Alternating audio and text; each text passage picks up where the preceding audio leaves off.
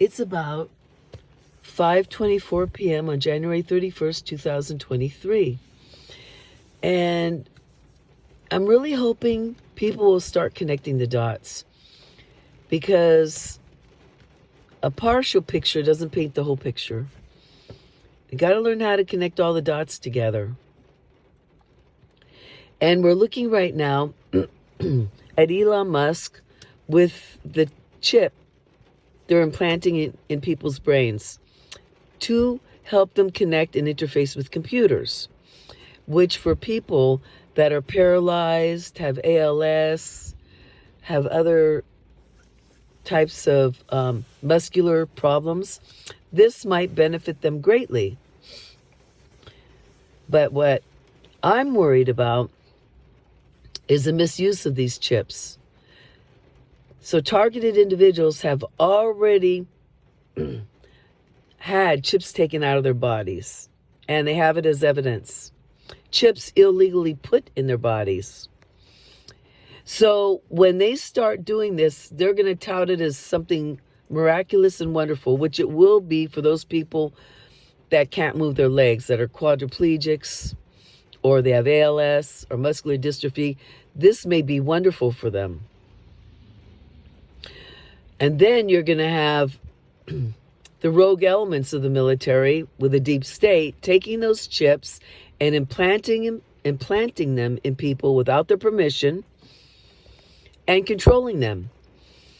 So back in 2009, when I was talking about the massive tsunami in Indonesia, and Michael Hiera, who whistleblowed on this UAP and this rogue element of the military that was kidnapping all these children and taking them and shooting off somewhere. Some of the whistleblowers that came forward later said to the Dugway Proving Grounds, where there's an unacknowledged huge military base underneath the ground that the president and Congress didn't know about.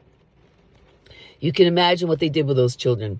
Now, whistleblowers have come forward and said they made those children, they tried to connect them with computers. So now we have this miraculous little chip that goes in a brain. Well, before you put a chip in someone's brain, you have to have research on it, don't you? So how did they research it? How did they know it would work? That's because they used it and experimented on people. They're not going to put a chip in someone's brain and then magically it's going to interface with a computer. They had to learn that technology from somewhere. I want the research on all that. I want to know how they got that chip together and what research they did on it.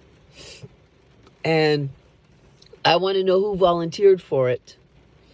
And our government ought to be looking at this closely.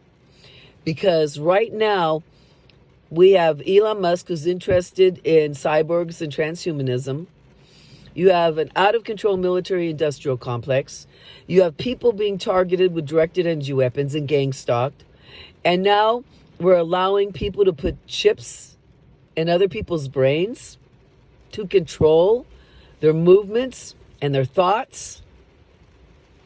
They're already trying to control people's thoughts from a distance and influence their behavior. What do you think they're going to do with a chip in people's heads? Think about that.